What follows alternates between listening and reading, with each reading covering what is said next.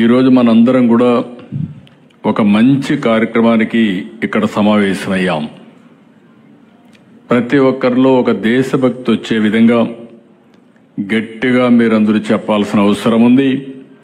వందే మాతరం, వందే మాతరం, వందే మాతరం. చాలాసార్లు చాలా కార్యక్రమాలకి నేను హాజరయ్యాను ఈ తుమ్మలపల్లి కళాక్షేత్రంలో. అయితే నేడు ఇక్కడ కనిపిస్తున్నటువంటి ఒక పవిత్రత, ఒక ఉద్వేగం, స్ఫూర్తి, శక్తి, ఇలాంటివన్నిటికీ మారు పేరు మువ్వెన్నెల జెండా. అది ఈరోజు మనం ఇక్కడ సెలబ్రేట్ చేసుకోవడం నా జీవితంలో ఎప్పుడూ మరిచిపోలేనని చెప్పి మరొకసారి మీ అందరికీ విజ్ఞప్తి చేస్తున్నా. ఏ జెండా చూస్తే ప్రతి భారతీయ పౌరుడి మనసు పులకరిస్తుందో, ఏ జెండా చూస్తే దేశం యావత్తు గర్వంగా తలెత్తుకుంటుందో, ఏ జెండా చూస్తే ఒక ఉద్వేగం, అనుబంధం కనిపిస్తుందో, అదే 3 రంగుల జెండా, మన జాతీయ జెండా, ప్రపంచంలోని అతి శక్తివంతమైన జెండా, మన తెలుగువాడు రూపొందించిన జెండా మనందరికీ గర్వకారణం అని చెప్పి మరొకసారి విజ్ఞప్తి చేస్తున్నా. స్వాతంత్ర ఉద్యమ స్ఫూర్తికి ఈరోజు మనం ఒకసారి ఆలోచిస్తే 78 సంవత్సరాలు దగ్గర గడుపుకొని తొందరలోనే 100 సంవత్సరాలు ఉత్సవాలకు సిద్ధమవుతున్నాం. అందులో భాగంగా ఆజాదీ కా అమృత్ మహోత్సవ్ ఒక కార్యక్రమాన్ని తీసుకుని ప్రధానమంత్రి గారు ప్రతి ఒక్కరిలో ఒక దేశభక్తిని పెంచాలి అనే ఉద్దేశంతో హర్ ఘర్ తిరంగా కార్యక్రమానికి శ్రీకారం చుట్టారు. ఈరోజు ప్రతి ఒక్కరు గుర్తుపెట్టుకోవాలి, ప్రతి ఒక్క చేతిలో, ప్రతి ఇంటిపైన, ప్రతి కార్యాలయం పైన జెండా ఎగురవేయడం ద్వారా స్వాతంత్ర వీరుల్ని స్మరించుకోవడమే కాకుండా మనలో ఎక్కడికక్కడ జాతీయ భావన పెంచాలి, దేశభక్తిని పెంచుకోవాల్సిన అవసరం ఉంది. ఇప్పుడే మిత్రులందరూ మాట్లాడారు. ఇదొక వేదిక, ఇదొక సందర్భం. ఈ సందర్భంలో మనందరం గుర్తుపెట్టుకోవాల్సింది, ఎంతో మంది ఎన్నో త్యాగాలు చేశారు, ప్రాణత్యాగాలు చేశారు, ఆస్తుల త్యాగం చేశారు, జీవితాలను త్యాగం చేశారు. అందరి ఆలోచన ఒకటే, స్వతంత్ర భారతదేశం మా హక్కు, వేరే వాళ్ళు పరిపాలించడానికి వీలు లేదు, మేము పరిపాలించుకుంటామనే ఉద్దేశంతోనే ఆ రోజు స్వాతంత్రం కోసం పోరాడారు.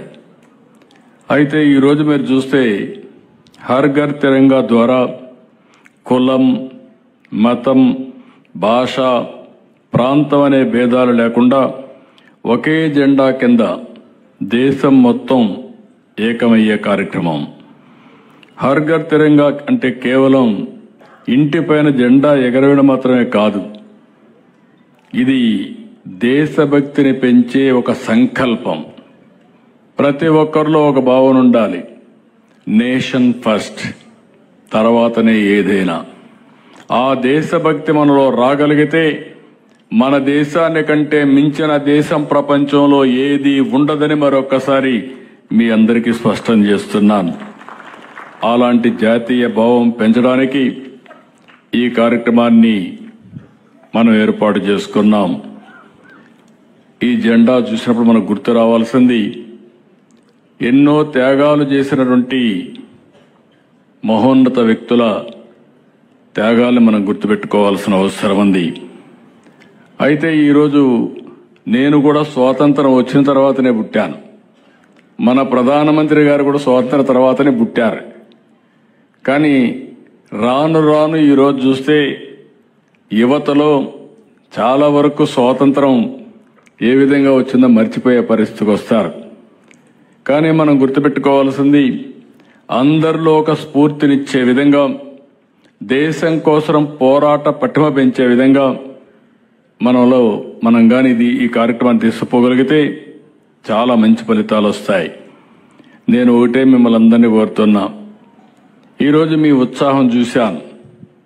రాష్ట్రంలో ఎవరిని చూసినా కూడా జాతీయ జెండా చూసినప్పుడు ఒక జాతీయ భావం వస్తుంది, దేశభక్తి ఉప్పొంగుతుంది. అదే సమయంలో మనందరం గుర్తుపెట్టుకోవాల్సింది, భారత సాయుధ దళాలకు మద్దతుగా సైనికుల త్యాగాలకు గౌరవంగా ఈ కార్యక్రమాన్ని మనం నిర్వహించుకోవాల్సిన అవసరం ఉంది. ఇలాంటి కార్యక్రమాల ద్వారా దేశ క్షేమం, భద్రత, సమగ్రత విషయంలో మనంతా ఏకతాటిపైన ఉన్నామనే బలమైన సందేశం ప్రపంచానికి ఎప్పటికప్పుడు మనం ఇవ్వాల్సిన అవసరం ఉంది. కార్గిల్ యుద్ధం, పహల్గాం ఘటన జరిగినప్పుడు దేశ ప్రజానీకం ఒకే ఒక మాట మీద నిలబడ్డారు. అందరూ కూడా ముందుకొచ్చే పరిస్థితికి వచ్చారు. ఈరోజు మనం చూస్తే దేశ సమగ్రత, రక్షణ, సార్వభౌమత్వం విషయంలో భారత్ ఎవ్వరికీ తల వంచదు, భయపడదు. నేడు ఉన్నది 40-50 సంవత్సరాల కంటే ముందున్నటువంటి భారతదేశం కాదు. నేడున్నది బలమైన భారతదేశం, దృఢమైన భారతదేశం, తిరుగులేని శక్తికి దేనికి తల వంచని భారతదేశం, విశ్వ గురువుగా అవతరిస్తున్న భారతదేశం అని చెప్పి మరొక్కసారి మీ అందరికీ విజ్ఞప్తి చేస్తున్నా. అందుకే పహల్గాం చూశాం. అన్యాయంగా యాత్రికుల ప్రాణాలు తీస్తే ఆపరేషన్ సింధూర్ ప్రపంచం అంతా ఆశ్చర్యపోయింది.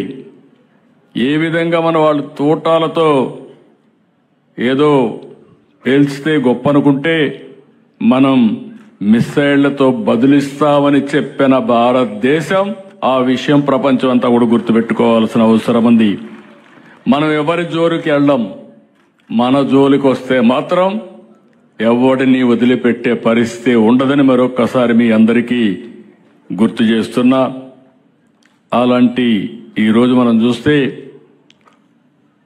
ఒక ఆపరేషన్ సింధూర్ కేవలం 25 నిమిషాలు ప్రపంచమంతా నివ్వెరపోయే విధంగా ఎవరైతే ఇది చేశారో ఆ టార్గెట్ ని గుర్తుపెట్టుకొని విత్ ప్రెసిషన్ అక్కడనే ఆపరేట్ చేయగలిగామంటే అది భారతదేశం యొక్క సత్తా, సైనిక దళాల యొక్క సామర్థ్యం అని చెప్పి కూడా నేను మీకు తెలియజేస్తున్నా.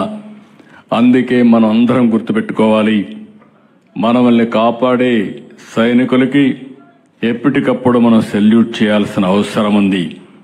అందుకే జై జవాన్ అనేది మన నినాదం కావాలి.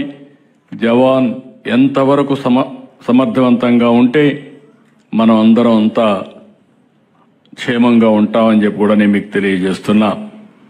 ఇప్పుడే కొంతమంది మిత్రులు మాట్లాడారు. ఈరోజు మన ప్రధానమంత్రి నరేంద్ర మోడీ గారు ఒక బలమైన నాయకత్వం. ఒకప్పుడు నేను రాజకీయాల్లోకి వచ్చి 45 సంవత్సరాలు అవుతుంది. నేను చాలా రాజకీయాలు చూశాను.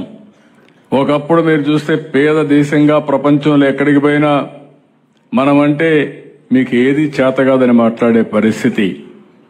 ఈరోజు మీరు చూస్తే అతి శక్తివంతమైన దేశంగా అవతరిస్తా ఉంది. 11 సంవత్సరాలు నరేంద్ర మోడీ గారి నాయకత్వంలో 11వ స్థానంలో ఉన్న ఆర్థిక వ్యవస్థ 4వ స్థానానికి వచ్చింది. 28కి 3వ స్థానానికి వస్తుంది. నిన్నే అమెరికా అధ్యక్షుడు మాట్లాడాడు, మంది డెడ్ ఎకానమీ అని. కాదు, ప్రపంచంలోనే వేగంగా దూసుకుపోతున్న ఏకైక ఆర్థిక వ్యవస్థ భారతదేశం. ఎవ్వరు దీని పోటీ పడలేరు. ఎవరెవరివి డెడ్ ఎకానమీలో భవిష్యత్తే తేలుస్తుందని చెప్పి కూడా నేను మీకు తెలియజేస్తున్నా. మనకు కొన్ని అడ్వాంటేజెస్ ఉన్నాయి. నేను పదే చెప్తున్నాను. సరైన సమయంలో ఆర్థిక సంస్కరణలు వచ్చాయి. 1991లో ఆర్థిక సంస్కరణలు వచ్చాయి. ఈరోజు గర్వంగా పింగళ వెంకయ్య గారు జాతీయ జెండా రూపకల్పన చేశారని గర్వంగా చెప్పగలుగుతున్నాం. అలాంటిదే ఈరోజు చూస్తే 91లో ఆర్థిక సంస్కరణలు ప్రవేశపెట్టిన వ్యక్తి తెలుగు బిడ్డ పివి నరసింహరావు గారు అని చెప్పి నేను మీకు తెలియజేస్తున్నా. వారు తీసుకున్న నిర్ణయం ఈ దేశం యొక్క దశ దిశ మార్చే పరిస్థితి వచ్చింది. 1995లో మనకు ఇన్ఫర్మేషన్ టెక్నాలజీ రెవల్యూషన్ వచ్చింది. భారతదేశం ఫస్ట్ మూవర్ అడ్వాంటేజ్ తీసుకుంటే దానికి మనం నాంది పలికాం. ఈరోజు మీరందరూ గుర్తుపెట్టుకోవాల్సింది, ఆ రోజు ఐటీ కోసం హైటెక్ సిటీ కట్టాం. ఇప్పుడు ఆర్టిఫిషియల్ ఇంటెలిజెన్స్ ని ప్రమోట్ చేయడానికి క్వాంటమ్ వ్యాలీ తీసుకొస్తున్నామని చెప్పి కూడా నేను మీకు తెలియజేస్తున్నా. అదే కాకుండా మూడోది మీరు చూస్తే డెమోగ్రఫిక్ డివిడెంట్. అన్ని దేశాలకు ఏజింగ్ ప్రాబ్లం ఉంది. ఒక్క భారతదేశానికి 2047 వరకు కూడా యంగ్స్టర్స్ ఎక్కువ ఉండే దేశం భారతదేశం. ఇది ఎవ్వరూ విస్మరించడానికి వీలు లేని విషయం అని చెప్పి కూడా నేను మీకు తెలియజేస్తున్నా. ఈ మూడే కాకుండా నేడు సరైన సమయంలో సరైన నాయకుడు సరైన స్థానంలో ఉన్నాడు, అదే నరేంద్ర మోడీ గారు అని చెప్పి కూడా నేను మీకు విజ్ఞప్తి చేస్తున్నా.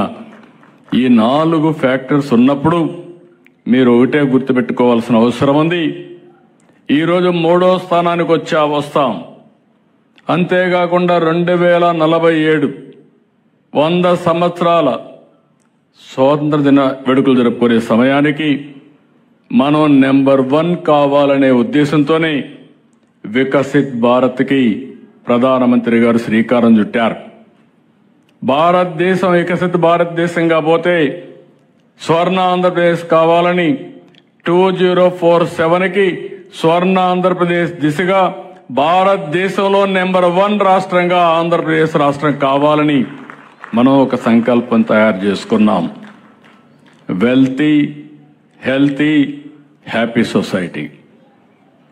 సంపద ఉండాలి, ఆదాయం పెరగాలి, ఆరోగ్యంగా ఉండాలి, ఆనందంగా ఉండాలి, మెరుగైన జీవన ప్రమాణాలు అందరికీ ఇవ్వాల్సిన ఉద్దేశంతో మనం ఈరోజు స్వర్ణాంధ్రప్రదేశ్కి శ్రీకారం చుట్టాం. ఈరోజు కొంతమంది కొన్ని తాత్కాలికమైన ఇబ్బందులు పెట్టచ్చు, సుంకాలు పెంచచ్చు, లేకుంటే పన్నులు వేయచ్చు. దీనివల్ల ఏదో భారతదేశ చరిత్ర ఆగిపోతుంది అనుకుంటే అది భ్రమ తప్ప ఇంకోటి కాదు. ఈరోజు కొంతమంది అంటున్నారు మన వాళ్ళకు ఉద్యోగాలు ఇవ్వద్దని. వీళ్ళు ఉద్యోగాలు ఇవ్వడం కాదు, మనం లేకపోతే ఆ దేశాలు అభివృద్ధి కాని రోజు తొందరలో వస్తుందని చెప్పి కూడా నేను మీకు తెలియజేస్తున్నా. మన సేవలు ప్రపంచానికి అవసరం. ఆ తెలివితేటలుండే వ్యక్తులం భారతదేశీయులు. ఇది తప్పకుండా అవుతుందని చెప్పి కూడా నేను మీకు తెలియజేస్తున్నా. ఈరోజు ఇంకొక పక్కన మీరు చూస్తే మోడీ గారి యొక్క విదేశాంగ విధానం ఒక అత్యున్నతమైనటువంటి పద్ధతిలో విధానంతో ముందుకు పోతున్నారు. అన్ని దేశాలతో సఖ్యంగా ఉండాలని మన ఆలోచన. అందరితో బాగుండాలి, ప్రపంచం కూడా అన్ని విధాల ఆనందంగా ఉండాలి అనే ఉద్దేశం తప్ప ఎవరితో విభేదించాలనో ఆ దేశాలని ఆక్రమించాలని మన ఉద్దేశం కాదని చెప్పి కూడా నేను మీకు తెలియజేస్తున్నా. ఈ సందర్భంగా నేను మిమ్మల్ని అందరినీ ఒకటే కోరుతున్నా, జెండా అంటే ఇది కేవలం ఒక చిహ్నమో లేకుంటే ఒక వస్త్రం అనుకుంటే చాలా పొరపాటు. ఇది దేశ గౌరవం, ఐక్యత, త్యాగం, స్వాతంత్రం యొక్క ప్రతీక. అంతేకాకుండా 143 కోట్ల యాజ్ ఆన్ టుడే, ఇది రేపు 170 కోట్లు కూడా కావచ్చు, 165 కోట్లు కావచ్చు. ఈ దేశ జనాభా యొక్క సమర్థత అని చెప్పి కూడా నేను మీ అందరికీ తెలియజేస్తున్నా. అలాంటి గొప్ప జెండాని దేశానికి అందించినటువంటి పింగళి వెంకయ్య గారిని మనం అందరం స్మరించుకుందాం, ఒకసారి గుర్తు తెచ్చుకుందాం. పింగళి వెంకయ్య ఆగస్టు 2న 1876న ఆంధ్రప్రదేశ్లోని మచిలీపట్నం సమీపంలోని బట్టపెనుమరులో జన్మించారు. దేశం ఏకం చేసేది జెండాని బలంగా నమ్మారు. ఆయన ఏ నేషనల్ ఫ్లాగ్ ఫర్ ఇండియా అనే బుక్ను కూడా రిలీజ్ చేశారు. 1921లో ఆయన విజయవాడలో గాంధీజీ వస్తే ఆ రోజు ఈ డిజైన్లన్నీ చూపించారు. ఆ క్రమంలో పలు మార్పులతో ఫైనల్గా రాజ్యాంగ సభ జాతీయ జెండాని ఆమోదించింది. అది మనందరికీ గర్వకారణం. అప్పటి నుంచి ఈరోజు మనం చూస్తూ ఉంటే దేశమంతా జెండా ఎగరేస్తే ఆ జెండాకు రూప శిల్పి మన తెలుగు బిడ్డ కావడం, ప్రతి ఒక్క ఇంటిపైన ఆ జెండా ఎగరడం, ప్రతి ఒక్కరి గుండెల్లో ఒక స్ఫూర్తినివ్వడం, ఇది మన అదృష్టంగా నేను భావిస్తున్నా.